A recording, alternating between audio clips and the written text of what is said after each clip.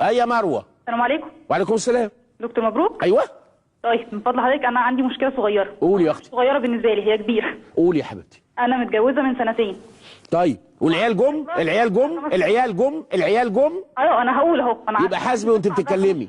لا انا بنبه بس الحاجه، لما اقول من سنتين في حد جه تقولي لي اقول لك حاسبي بقى وانت بتتكلمي. جميل. بس. طيب حاضر.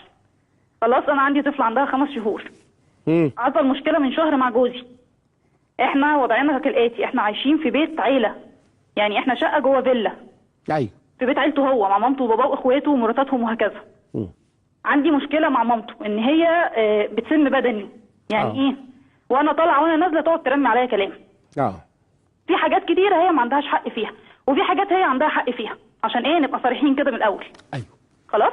أيوة. بابا كارهني جدا، وكذا مره قال له البنت دي ما تنفعكش. ما كانش موافق على الجوازه؟ لا كان موافق على الجوازه جدا. واكتشف انك انت ما تنفعهوش ليه؟ بالظبط كده. ليه؟ لان انا بابا عايش في اسكندريه، وانا اول ما اتجوزت جوزي برضه شغله في اسكندريه، ورحت عشت معاه هناك 3 شهور مع بابا في البيت. وحصل ايه خلاه يقول ما تنفعكش؟ ما عجبتوش، عايزني كل يوم اقوم انضف واغسل واعمل، وانا مش بعمل كده للامانه تقال برضه. انا مدلله جدا في بيت اهلي وما بعملش كده. تمام. خلاص. وانا اتفقت مع جوزي من قبل ما اتجوزه على الكلام ده، قلت له وليه متدلعه عليه؟ وليه متدلعه؟ لا من حقك ما تعرفيش. اذا كان بيت اهلك كويسين ويجيبوا لك خدامه، ولا عيب انك ما تعرفيش، ولا عيب. مع جوزي قلت له ولا دلع وجوزك يجيب لك خدامه ما دام عندك خدامه ببيت ابوكي. انا متفقه معاه. يا بابا ليه دلع؟ متدلعه ليه؟ مش متدلعه ولا حاجه، انا في بيت ما بيخلونيش اعمل حاجه، وعندنا اللي بيعمل، بس مش امك. الام اللي ما تعلمش بنتها تخرط الملوخيه وهي في سنه ثانيه ابتدائي تبقى ام فاشله، ما دام ما عندهاش 4 سيرفنتس و4 سفرجيه و5 خدامين. انما افرض انت بنت ناس وكان في كل حاجه. تمام.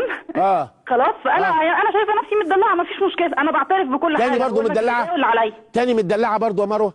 طب بلاش متدلعه. أيوة. مرفهه. ايوه ماشي زي بعض. خلاص. وانا متفقه معاه على كده، قلت له انا مش طالبه منك اكتر من ان انت تجيب لي واحده مره في الاسبوع والباقي عليا. ممتاز قوي. جميل. كان بيعمل كده اول الجواز والدنيا كانت ماشيه تمام وما كانش في بينا اي مشكله. ايوه. ابتدى بقى ايه؟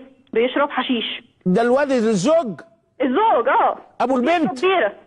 ابو البنت عايز ينسى. عايز ينسى انه اتجوزك، ولا عايز ينسى؟ استني بس يا مريا دي تصغير مروه. كويس. يا مريا يعني هو عايز ينسى انه اتجوزك، ولا عايز ينسى؟ استني بقى يا بنتي اديني فرصه اكمل جمله لله.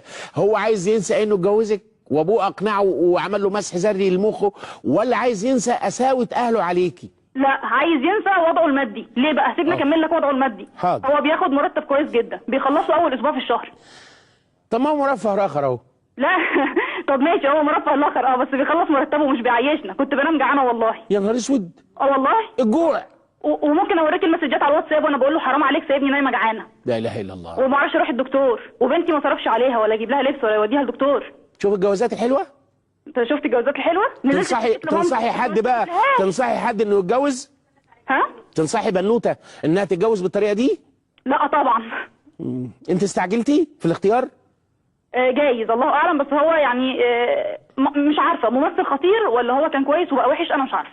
لا لو ممثل خطير هتكشفيه برضه والله العظيم، الا لغه القلوب ما حد يجي تمثيلها ابدا، الا واحد عايز يصدق التمثيليه. لكن لو واحد بعقله في راسه وقلبه سليم، بلاش عقله، ما هو العقل والقلب واحد، انا قلت لكم بدل المره مليون. تمام. العقل هو القلب، بس عند التعبير بالحاجات الرقيقه نقول قلب، عند التعبير بالماثماتكس نقول العقل، لكن اقسم بالله هم واحد، هو النافوخ ده القلب والعقل، فمحدش يقدر يضحك عليكي الا اذا كنت انت عندك الرغبه انه يضحك عليكي. لا يعني انا ما عنديش الرغبه، بالعكس. ازاي عندي الرغبه انه يضحك عليا؟ احنا شفناه راجل محترم، هو مظهره فعلا لو جيت اتكلم معاك هتحس انه فعلا راجل محترم. طيب ماشي. خلاص. انا عندي مشكله ثانيه، خليني احكي لك كام حاجه معلش عشان وقت البرنامج انا عارفه. قولي يا حبيبتي. هو واخد قرض من البنك بفلوس كتير من قبل ما يجوزني، وقال لي، قلت له خلاص ندفع من مرتبنا كل شهر فلوس عشان نسد القرض ده. جه مؤخرا من 3 شهور قال لي انا عايزك تبيع الذهب وندفع القرض. يلا. انا ما وافقتش. كويس. خلاص. ده موقف تاني ليله الولاده، يا رب باباك يجيب فلوس الولاده علشان خاطر انا اخد فلوس الولاده من بابايا واضرب عليها. طيب يعني شايف الشخصيه؟ ده اللي انا قصدي عليه. انا بقى عايزه اسال سؤال. الا وهو الا وهو لا، رغم ان هو مش عايز، يعني هو اللي عايز يطلق بس اهله مش راضيين. ارجع ولا ما ارجعش؟ لو بنتك هترجعها ولا لا لا، هو برضه مستنيه يا مروه. بشكرك الاول. هل تنتظرين من مبروك عطيه ونقول لك اتطلقي؟ انا ممكن اقول لحد يلا اخرب بيتك الليله دي وانا ما اعرفش اي حاجه. انت ممكن يكون عنده قرض وتقفي جنبه وتدي له ذهبك وتربي عيالك وهو شخصيه محترمه وفيه مليون بقيه ويتصلح ويبقى زي الفل. اجي انا اقول لك يا خبر اسود وقرض كمان وبيشرب حشيش؟ ما يشرب حشيش وربنا يتوب عليه، ما يشرب خمره وربنا يتوب عليه. اصل يا حبيبتي الورده اتقطفت خلاص، الورده اتقطفت اللي هي الفاس والشاش والباش، الورده اتقطفت وبقى ابو عيالنا. ممكن جدا الازمه دي تعدي لان الحياه ما بتمشيش على وتيره واحده.